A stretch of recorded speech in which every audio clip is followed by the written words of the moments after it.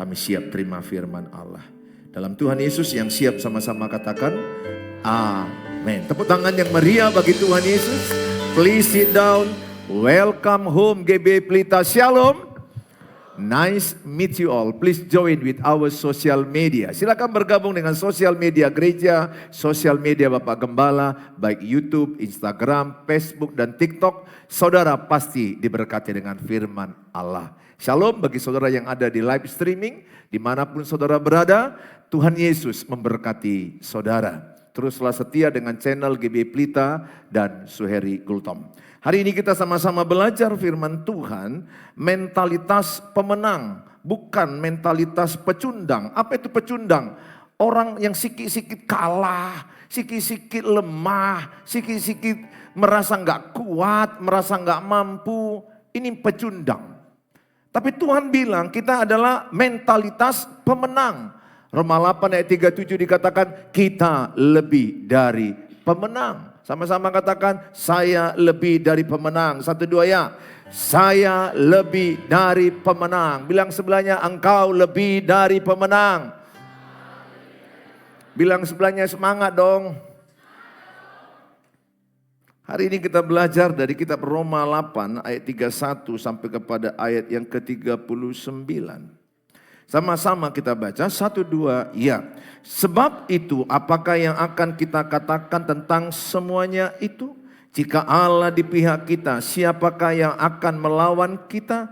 Ia yang tidak menyayangkan anaknya sendiri, tetapi yang menyerahkannya bagi kita semua. Bagaimanakah mungkin ia tidak mengaruniakan segala sesuatu kepada kita bersama-sama dengan dia?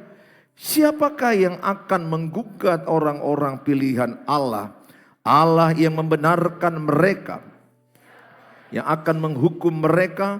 Kristus Yesus yang telah mati, bahkan lebih lagi yang telah bangkit, yang juga duduk di sebelah kanan Allah, yang malah menjadi pembela bagi kita. Siapakah yang akan memisahkan kita dari kasih Kristus? Penindasan atau kesesakan atau penganiayaan atau kelaparan atau ketelanjangan atau bahaya atau pedang?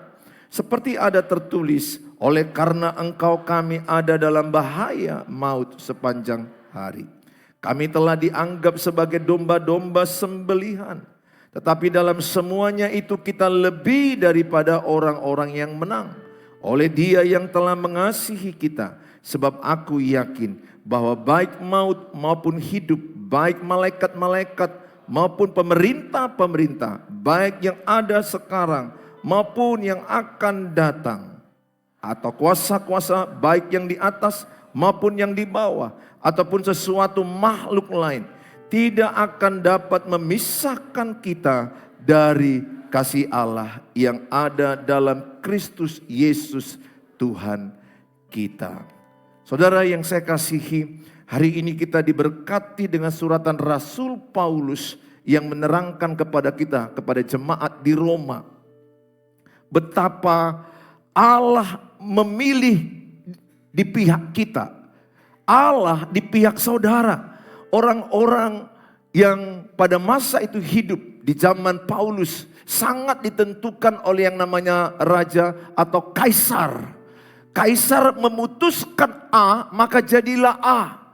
Jadi ketika seseorang pada waktu itu, kalau dikatakan kaisar, engkau diampuni, maka dia diampuni. Demikian juga Bapak Presiden kita saat ini kalau dia memberi gerasi artinya adalah pengampunan atau pembatalan hukuman. Katakanlah seseorang dihukum 10 tahun penjara atau hukuman mati.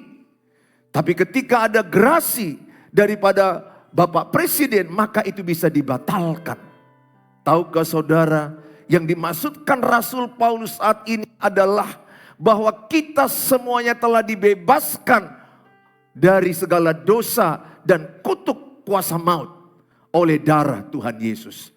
Makanya kita bersyukur oleh darah Tuhan Yesus. Saudara yang seharusnya mati, masuk neraka, sekarang oleh darah Yesus engkau dibenarkan. Sehingga bersyukurlah, kematiannya adalah pembenaran bagi kita. Makanya saudara bersyukur ada darah Yesus yang membenarkan saudara. Maka Roma 8 ayat 33 dikatakan bahwa ia yang membenarkan kita. Dengan apa kita dibenarkan? Roma 8 ayat 33. Siapakah yang menggugat orang-orang pilihan Allah? Allah yang membenarkan mereka. Siapakah yang akan menghukum mereka? Roma 8 ayat 1. Roma 8 ayat 1 dikatakan demikianlah sekarang tidak ada penghukuman bagi mereka yang ada di dalam Kristus Yesus. Saya mau tanya, apakah saudara sekarang percaya bahwa saudara dalam Kristus Yesus? Apakah saudara betul-betul yakin bahwa engkau sudah ada dalam Kristus Yesus? Kalau engkau sudah yakin dalam Kristus Yesus, maka dengarlah ayat ini, engkau dibenarkan. Dibenarkan oleh apa? Oleh darah Yesus. Dibenarkan oleh apa? Dibenarkan oleh kasih karunia Tuhan. Maka saudara tidak lagi memperoleh penghukuman penghukuman kekal selama-lamanya, melainkan engkau memperoleh hidup yang kekal.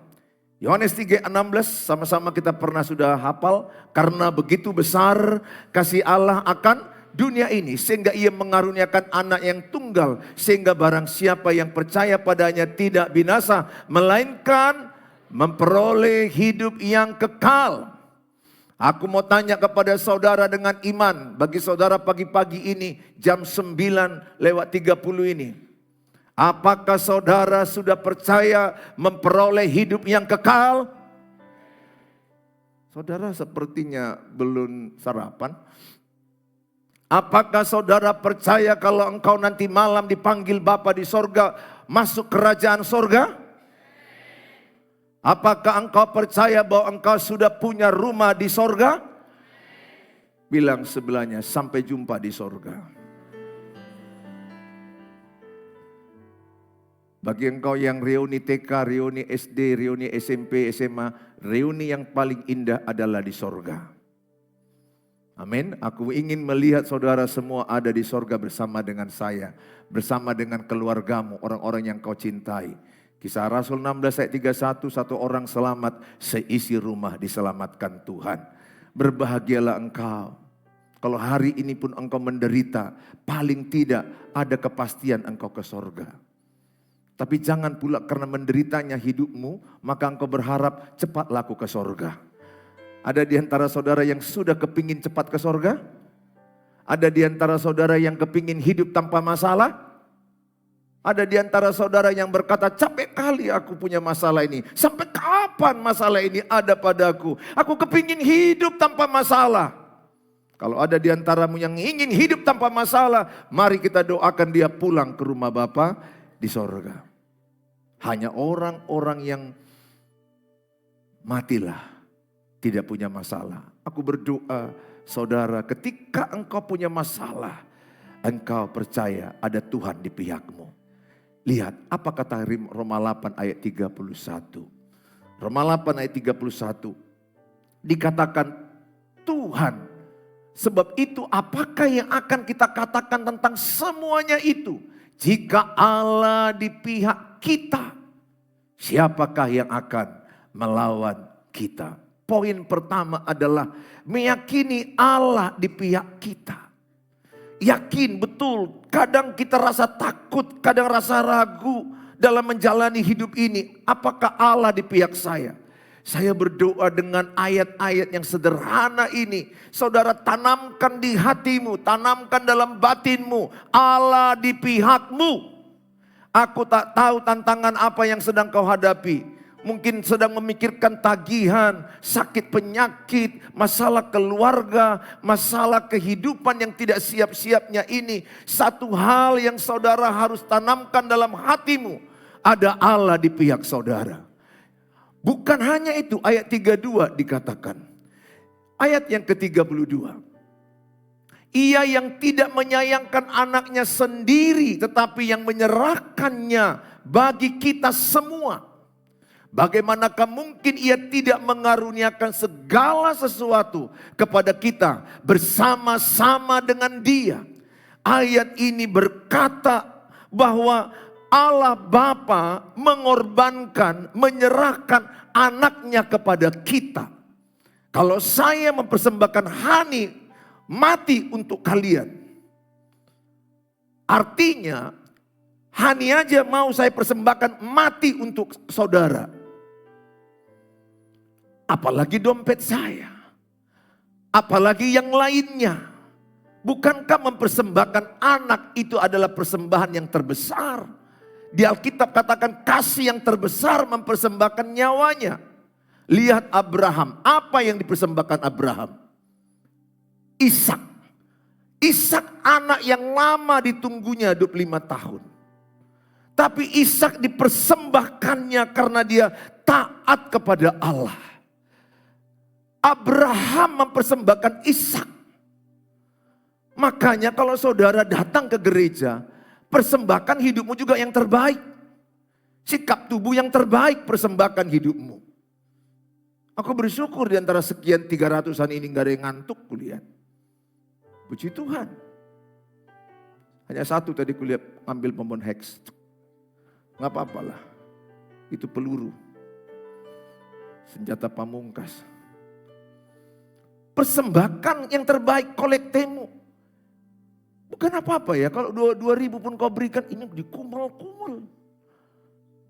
Saudara tahu, parkir sekarang naik mobil 5.000. Kita udah kerja, kolekte 2.000. Apakah nggak boleh Pak Pendeta 2.000? Bukan tidak boleh. Cuma kalau engkau sadar, engkau makan habis ini 50.000. Tapi kau kasih ke Tuhan 2.000. Engkaulah yang mengukur itu. Apakah kau cinta Tuhan atau engkau tidak cinta Tuhan. Sejauh mana aku cinta kepada istriku. Sejauh mana uangku kuberikan kepada dia. Sejauh mana engkau mengasihi Tuhan, kau akan memberikan yang terbaik. Saudara, lihat bagaimana seorang janda mempersembahkan uangnya yang bisa untuk makan siang. Semuanya dipersembahkan. Saudara, ada orang kaya memberikan harta yang lebih banyak lagi. Terus ada orang bertanya ke Tuhan Yesus, siapakah persembahan yang lebih banyak? Apakah orang kaya itu? Tidak, janda itu. Apa yang diberikan janda itu? Dia mempersembahkan hidupnya untuk Tuhan. Persembahan kolektemu itu adalah gambaran persembahanmu kepada Tuhan. Percaya saya katakan, tidak pakai kolekte pun Tuhan terima. 1.000 pun Tuhan terima. Tapi kalau saudara kasih 5.000, 2.000, tapi pulang dari sini pergi ke Podomoro, makan dengan 200.000, makan di restoran, betapa engkau belum mengerti pengorbanan Tuhan Yesus. Saya belajar melatih diri saya, apa yang bisa saya berikan yang terbaik kepada Tuhan. Abraham memberikan yang terbaik, Ishak. Bapa memberikan yang terbaik, anaknya yang tunggal. Dia persembahkan, maka dia bilang ayat yang ke-32 ini, kalau anaknya yang tunggal itu diberikan kepadamu, apalagi yang lainnya. Saudara, persembahan daripada Bapa mempersembahkan Yesus adalah kepastian hidup kekal.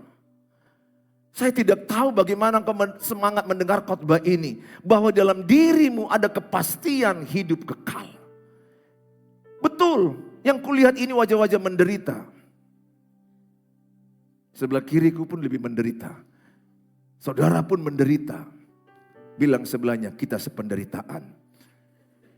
Percaya saya katakan di ruangan ini tidak ada yang gak menderita. Paling tidak pernah menderita. Pastilah pernah menderita. Atau mungkin saudara sedang menderita. Tapi yang saya masukkan adalah di ayat ini, ayat yang ke-32 ini, persembahan Bapa adalah anaknya. Itulah Yohanes 3:16. Maka kita sangat bersyukur karena anaknya yang tunggal itu dipersembahkannya karena kasihnya kepada kita. Dan saya mau katakan kepada saudara, kalau dia mempersembahkan anaknya yang tunggal itu kepada kita, itu adalah karena kasihnya yang begitu kuat kepada kita. Gak tanggung-tanggung loh mempersembahkan anak. Putra tunggalnya yang sangat dia kasihi. Saya berdoa, terimalah kasih Tuhan yang abadi padamu. Sampai dikatakan pada ayat yang ke-33 37, 38. Tidak ada yang memisahkan kita dari kasih Tuhan. Coba ayat yang keberapa itu Bang? Terus. Iya, terus. Sebab aku yakin bahwa baik maut maupun hidup, baik malaikat-malaikat maupun pemerintah-pemerintah baik yang ada sekarang maupun yang akan datang terus. Atau kuasa-kuasa baik yang di atas maupun yang di bawah. Ataupun sesuatu makhluk lain tidak akan dapat memisahkan kita dari kasih Allah yang ada dalam Kristus Yesus Tuhan kita. Katakan sama-sama, tidak ada yang memisahkan saya dengan kasih Tuhan. 1, 2 ya. Katakan sama-sama, kasih Tuhan abadi kepada saya. Nah saudara, coba lihat pada ayat yang dikatakan baik penindasan. Ayat yang ke-35. Saudara, saya mau tanamkan ini kepadamu. Siapakah yang akan memisahkan kita dari kasih Kristus? Penindasan, atau kesesakan, atau penganiayaan, atau kelaparan, atau ketelanjangan, atau bahaya, atau pedang. Ayat yang ke-36. Sama-sama kita baca, 1, 2 ya. Seperti ada tertulis, oleh karena engkau kami ada dalam bahaya maut sepanjang hari, kami telah dianggap sebagai domba-domba sembelihan. Maka puncaknya ayat 37 dikatakan, 37 ini ayat favorit yang semua hafal. 1, 2 ya. Tetapi dalam semuanya itu kita lebih daripada orang-orang yang menang oleh Dia yang telah mengasihi kita. Ini ayat yang sering saudara ucapkan. Saya lebih dari pemenang. Ucapkan dengan kuat. 1, 2 ya. Saya lebih dari pemenang. Bilang sebelahnya, kita lebih dari pemenang. Bilang sebelahnya, tunjukkan wajah pemenang. Coba tunjukkan ke saya dulu wajah pemenang. Tunjukkan ke saya wajah pecundang. Itu pecundang, betul nggak? Itu pecundang, orang yang kalah. Lihat kalau orang main tinju. Waktu dia wawancarai, kira-kira bagaimana pertinju ini? Maka dia akan katakan, aku yakin ronde ketiga aku akan menang. Belum bertinju, dia sudah yakin menang. Gak ada pemain tinju ketika diwawancarai. Bagaimana tinju nanti? Kurasa mati aku nanti. Aku rasa ronde kedua udah hajab aku. Ronde ketiga KO aku. Ronde kelima ambulan udah datang itu. Gak ada ya. Saya berdoa teman-temanku, teman-teman sependeritaan, tolonglah perbaiki dulu letak bibirmu itu. Jangan mukamu cemberut aja. Susah. Sepertinya engkau saja paling susah dalam dunia ini. Sadarkah engkau yang sebelahmu itu lebih susah? Betul. Nantilah pulang dari sini kan, kalian makan pangsit kan? Tanya sama dia, betul gak kata pendeta tadi kau lebih susah? Nanti dengar cerita dia. Baru kehilangan handphone, diputuskan pacar, skripsinya gak diterima-terima, tapi dia tetap bisa senyum. Ingat, orang hebat, orang kuat itu bisa bersyukur dalam penderitaan. Orang hebat itu bisa senyum dan tertawa dalam penderitaan. Saya berkali-kali wawancara orang masuk kerja di Yayasan Imelda. Ketika saya dipercayakan wawancara, maka yang pertama yang saya lihat foto. Waktu itu pakai foto masihan di lamaran kerja. Kalau sudah fotonya mukanya gini, kalah dia. Dia nggak saya panggil, pasti nggak saya panggil. Saya langsung lihat fotonya, nggak usah panggil yang satu ini. Nggak usah datang aja, lihat fotonya aja, udah itulah gambarannya, udah. Pesanku sama saudara, seberat-beratnya tantangan saudara, percayalah ada Tuhan di pihak kita. Kalau Tuhan di pihak kita ada semangat, ada sukacita. Ada lagu yang saya pernah ingat waktu saya kuliah. Lagu itu bilang seperti ini. Apa yang dapat memisahkanku dari kasih-Mu Tuhan sahabatku? Kelaparan, ketelanjangan, tak satu pun, tak satu pun. Saudara tahu lagu ini ya? Apa yang dapat memisahkanku? Itu lagu yang sangat saya suka nyanyikan.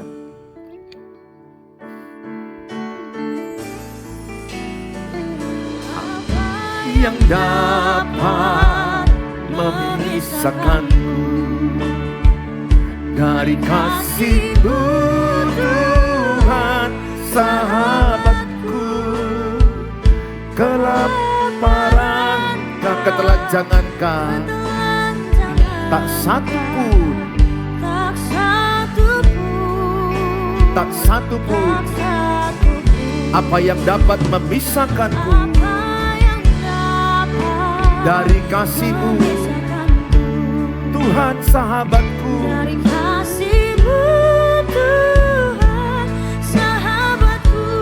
Aniayakah, penderitaankah, tak satu pun, tak satu pun. Tiada satu pun seperti Kau Yesus. Pun seperti Kau Yesus. Kau sahabat yang sejati.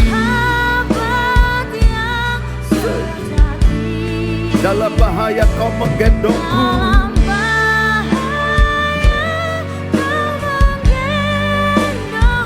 Engkau Yesus. Sama-sama katakan, tiada satu pun seperti Kau Yesus. Kau sahabat yang sejati. Dalam bahaya Kau menggendongku. Engkau Yesus. Sekali lagi katakan sama-sama. Tiada satu pun seperti Kau Yesus. Kau sahabat yang sejati. Dalam bahaya Kau menggendongku. Engkau Yesus sahabatku. Saudara, yang pertama kita belajar dengan iman meyakini Allah memilih dan berada di pihak kita. Ini penting sekali. Pahami Roma 8 ini saudara. Bahwa ini adalah keputusan Tuhan. Bahwa Allah memilih di pihak kita. Betul kita orang berdosa. Betul kita orang yang bersalah. Tapi kitab Roma 8.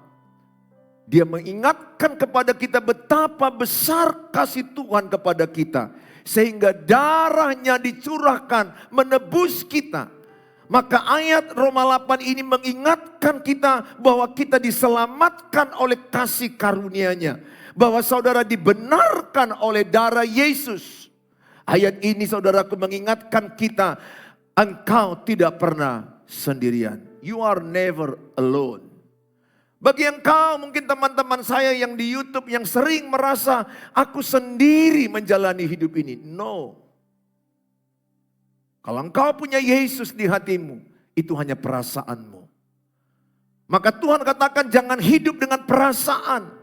Hidup dengan iman. Pasti ada di ruangan yang pernah merasa aku sendiri menghadapi hidup ini. Berat kurasa. Perasaan ini yang membuat orang mau mati bunuh diri. Beberapa orang yang stres, depresi, frustrasi bunuh diri, diwawancarai. Dia gagal mati bunuh diri. Rata-rata mereka bilang, aku sendiri menjalani hidup ini. Rata-rata orang yang stres, frustrasi, depresi, yang mau mati bunuh diri karena dia merasa sendiri. Ingat, ketika kita di ICU, betul tidak ada orang yang bisa masuk sembarangan, kecuali jam-jam tertentu. Tapi aku terlalu percaya di ICU itu ada Tuhan Yesus. Ingat, ada kalanya teman-temanmu meninggalkan engkau. Ada teman-temanmu melupakan engkau. Sahabatmu melupakan engkau. Orang tuamu melupakan engkau. Ada ayah yang melupakan anaknya. Meninggalkan anaknya. Bukan 1-2 kasus yang saya tangani. Ayah melupakan anak-anaknya karena perempuan lain. Karena berselingkuh. Karena pergi dengan yang lain. Tapi Alkitab berkata, seandainya ayahmu melupakan engkau. Tapi Tuhan tidak melupakan engkau. Ingat.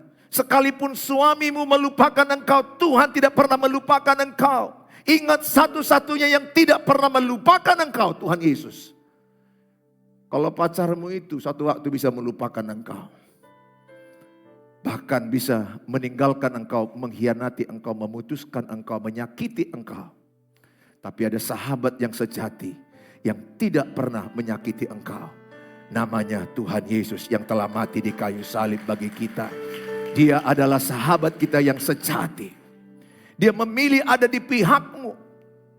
Tetapi Tuhan tidak mau juga engkau hidup dalam dosa.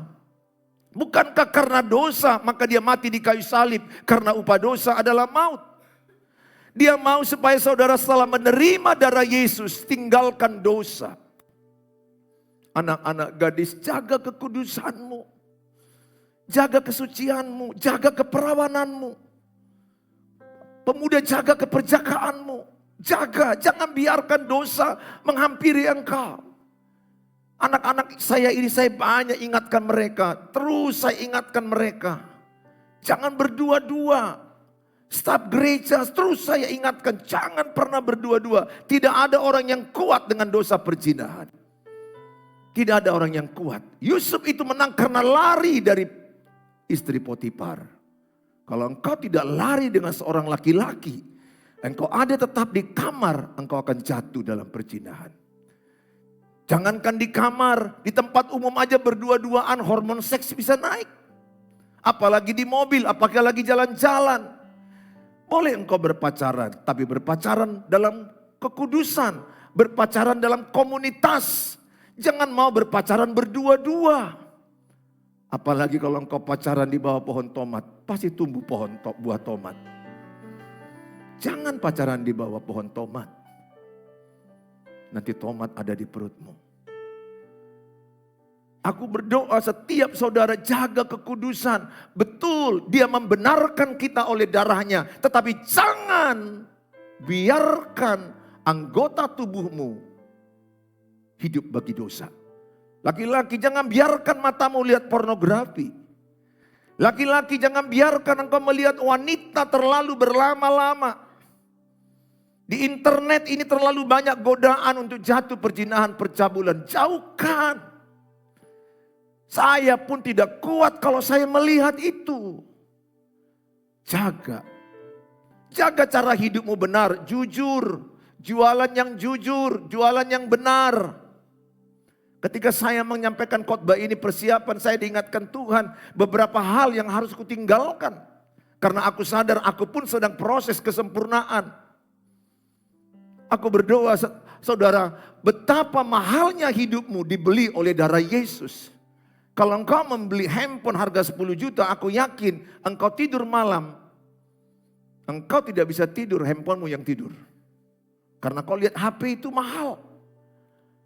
Engkau membeli sepeda motor 20 juta mahalnya. Mungkin malam-malam bangun lagi kau jam 2 pagi. Lihat mana tahu ada berubah dari sepeda motor itu. Manalah mungkin berubah. Dilap-lap, dilap-lap. Karena mahal. Engkau juga begitu kalau engkau beli baju baru yang mahal. Pasti kau jaga-jaga. Di laundry, dry clean. Don't touch. Spesial. Karena mahal. Ingat hidupmu seharga darah Yesus. Beruku hasian saraneo. Ingat hidupmu seharga darah Yesus. Katakan perempuan-perempuan, anak gadis katakan hidupku seharga darah Yesus. Bilang sebelahnya, don't touch me. Bukan teman perempuanmu gak boleh menyentuh. Paling tidak ketika ada cowok yang mulai mau menyentuhmu gini, setan dalam nama Yesus bilang. Atau mulutnya mulai gini, ambil apa, cabai, masukkan terus. Cabai inilah kau cium. Aku berdoa setiap saudara menghormati salib Yesus dengan tidak berbuat dosa. Amin. Kalau engkau menghormati salib Yesus, tinggalkan dosa. Tapi kalau engkau menghina salib Yesus, buat dosa. Ketika aku membuat dosa, aku mempermalukan salib, aku menghina salib. Tapi ketika aku mau mempermuliakan salib Yesus, aku tidak mau berbuat dosa. Keputusanku tidak mau berbuat dosa. Ada Roh Kudus yang memampukan kita. Tentu dalam dunia ini kadang-kadang tidak mudah, ada tantangan, ada godaan yang begitu banyak, tapi ada Roh Kudus yang diberikan kepadamu. Maka ikuti nanti ibadah pencurahan Roh Kudus. Ibadah pencurahan Roh Kudus bukan berbicara masalah bahasa roh saja, tapi bagaimana hidupmu dipimpin Roh Kudus, dikendalikan oleh Roh Kudus, sehingga dalam dirimu ada satu tekad, tidak hidup bagi dosa. Saudara, saya berdoa, apapun tantanganmu, Bapak Ibu yang di belakang, jangan susah. Jangan marsak kau kulihat. Karena banyak orang yang kulihat susah, mengeluh, bersungut-sungut. Merasa gak kuat, merasa gak mampu menghadapi hidup ini. Semangat, ada Tuhan Yesus di pihakmu. Bilang sebelahnya, ada Tuhan Yesus di pihakmu. Bayar pinjamanmu. Apa hubungannya Pak Pendeta? Iya, Tuhan Yesus memampukan engkau mencicil utangmu. Amin. Ya, beberapa di antaramu mungkin merasa, aku gak mampu mencicil utang, aku gak mampu mencicil pinjaman. Ingat, engkau harus bayar pinjaman. Kalau engkau tidak bayar pinjamanmu, Tuhan tidak di pihakmu. Dengar, Tuhan tidak di pihak orang yang salah. Mau berdoa jungkir balik, mau berdoa bahasa roh, mau ibadah pagi siang malam, kalau engkau tidak benar, maka Tuhan tidak di pihakmu. Yakobus 5:16, doa orang benar sangat besar kuasanya. Artinya orang yang dibenarkan darah Yesus dan hidupnya benar. Yosua 1:8 dikatakan, jika engkau tidak menyimpang ke kiri dan ke kanan, apapun yang kau kerjakan berhasil dan beruntung. Aku tahu beberapa pandangan tajam melihat saya karena kau punya pinjaman. Dan engkau berpikir, kau tahu pendeta ini. Roh Kudus menyampaikan ini kepadamu. Bayar pinjaman.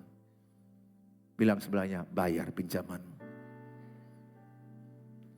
Tapi aku gak mampu, aku gak kuat. Ada Tuhan di pihakmu. Ada Tuhan menolongmu. Amin. Pasti Tuhan tolong. Dan kedepannya jangan mau minjam lagi. Jangan suka meminjam. Jangan jadi anak gadis yang sikit-sikit minjam. Minjam. Kalau mahasiswa kau minjam. Lihat suamimu duluan mati. Dari mahasiswa sifat meminjam itu kau bawa sampai menikah dan kau bawa sampai nenek-nenek. Sifat meminjam itu menjadi, ingat ya, meminjam untuk usaha enggak apa-apa ya. UMKM kan ada. Itu enggak apa-apa ya. Meminjam untuk cicilan rumah itu enggak apa-apa ya. Sepeda motor enggak apa-apa. Ini meminjam untuk gaya hidup maksud saya. Itu yang salah. Meminjam untuk gaya hidup. Sama-sama katakan biaya hidup murah. 1, 2 ya. Gaya hidup mahal. Bilang sebelahnya kurangi gayamu. Cici aku lihatnya. Adanya orang udah gak bayar utang. Sok-sok makan di tempat mahal. Udah itu foto lagi. Upload. Di restoran mahal pula itu. Sementara yang punya uang makan ikan gulamo, ikan asin. Yang gak bayar utang, gayanya selangit. Aku berdoa, memang Tuhan di pihakmu. Kalau engkau hidup benar, Tuhan di pihakmu. Tapi kalau engkau hidup di dalam melanggar firman Allah, Allah gak di pihakmu. Pak, aku pernah gagal jatuh, Tuhan menolong engkau. Tuhan mengangkat. Yesaya 41 ayat 10 dikatakan dengan tangan kanannya Tuhan mengangkat engkau. Tuhan menolong engkau. Tuhan besertamu. Gak ada kata terlambat bagi Tuhan. Segala sesuatu indah pada waktunya. Yang kedua adalah kasih Allah. Kasih Allah sudah kita nyanyikan tadi. Tidak ada lagi yang memisahkan kita. Roma 8 ayat 37 ini dikatakan kita lebih dari pemenang. Artinya bukan berarti miskin jadi kaya. Bukan berarti sakit jadi sembuh. Ini artinya adalah bahwa kemenangan Yesus di kayu salib adalah kemenangan kita. Siapakah yang disalibkan? Tuhan Yesus. Siapa yang memperoleh kemenangan? Kita. Itulah lebih dari pemenang. Orang main tinju, saya main tinju, saya menang. Babak belur. Dikasih hadiah 100 juta oleh juri. Kau kasih sama istriku. Istriku bilang, kau yang babak belur. Aku yang pergi ke salon menggunakan ini. Gak apa-apa istriku, pergilah ke salon. Rawatlah kecantikanmu. Sementara mukaku bengkak. Ya, engkau tertawa, itulah gambaran Tuhan Yesus. Siapa yang mati di kayu salib? Siapa yang hidup? Kita. Siapa yang sakit di kayu salib? Siapa yang sehat? Siapa yang diperbuat miskin di kayu salib? Tuhan Yesus, supaya kita menjadi kaya. Bukan kaya materi saja maksudnya, kaya iman, kaya perbuatan. Aku berdoa kita lebih dari pemenang. Aku berdoa setiap saudara punya mental pemenang. Jangan punya keyakinan, oh Tuhan ini usahaku berhasil atau tidak. Imani berhasil, usahaku berhasil, pernikahanku berhasil, anak-anakku berhasil, pelayananku berhasil, eye care-ku berhasil, jiwa-jiwa di eye care-ku bertambah-tambah. Aku semakin sehat, punya mental. Mentalmu dulu, apa itu? Keyakinan. Success start from your belief. Sukses itu berangkat mulai dari keyakinanmu. Jangan biarkan tahun ini berlalu tanpa harapan. Engkau berani buka usaha. Anak gadis, kau gak boleh menikah hanya jadi ibu rumah tangga. Kularang itu. Karena aku udah lihat ada orang yang suaminya selingkuh pergi. Dia nangis ke saya. Pak Pendeta, gimana anak-anakku 3 Pak Pendeta? Dia pergi dengan perempuan lain. Dia nangis ke saya. Mau kuapakan kau? Kan gak mungkin ku tambah istriku. Kan gak mungkin ku bilang karena aku berbelas kasihan kepadamu. Sehingga aku menambahkan satu lagi istriku. Terus nangis lagi nanti yang ketiga, cobalah. Lebih sedih lagi, anakku masih kecil-kecil. Gak boleh. Pernikahan orang Kristen itu monogami. Satu untuk selamanya. Ada agama lain poligami. Ya itu beda kitab. Kitab kita monogami. Dan kitab kita menikah dengan heteroseksual. Mungkin ada kitab lain homoseksual. Sehingga sekarang ada di Amerika atau di Eropa yang menikah si Joko dan si Budi. Si Evi dengan si Lastiur. Nggak terbayangkanku bagaimana Evi dengan Lastiur ku berkati di sini. Jauhlah kiranya itu. Tapi di Eropa itu sudah terjadi. Yang kita tertawakan ini sudah terjadi. Di gereja. Teman-teman saya. Mereka wajib, kalau enggak dia ditangkap katanya. Berat tantangan di Amerika, di Eropa. Aku hanya berkata kepadamu. Anak-anak gadis, engkau harus punya mental pemenang. Mulai sekarang kau bekerja. Gak tahu, mana tahu, katakan suamimu setia. Duluan pula pulang ke rumah Bapa di sorga. Kau harus kerja. Harus punya skill, punya mental. Kemudian gak ada alasan gak bisa jualan. Online. Latih aja. 1, 3, 4, 5, 6, 7, 8. Itu SKJ saudara. Nah saudara latih. Daripada kau punya handphone hanya lihat-lihat gincu aja. Coba lah. Aku kalau lihat perempuan di mana-mana handphonenya digunakan lihat gincu aja. Jadi kaca. Belum pernah laki-laki kulihat pakai ini kulihat saudara. Pakai ini menghasilkan uang. Pakai ini menghasilkan uang. Pengetahuan, jualan pun bisa. Beberapa jemaatku ikuti TikToknya jualan-jualan. Mereka ambil gini. Mereka nggak tahu aku doakan dalam nama Yesus. Kan kalau mereka diberkati kan gereja pun diberkati. Saya berdoa buat mereka, kan capeknya mereka. Tapi ada juga kuliah yang jualan, ibu jangan nawar-nawar aja ya, nggak beli-beli ya, capek kali aku katanya. Nggak boleh. Saudara kalau udah jualan, resiko ditawar tidak dibeli nggak apa-apa. Aku berdoa setiap saudara semangat ya, punya mental pemenang. Aku tahu di antara saudara sedang ada penderitaan, ada pergumulan, situasi berat, mungkin keuangan, mungkin masalah pernikahan, masalah sakit penyakit. Pesanku sama saudara, bangkitlah.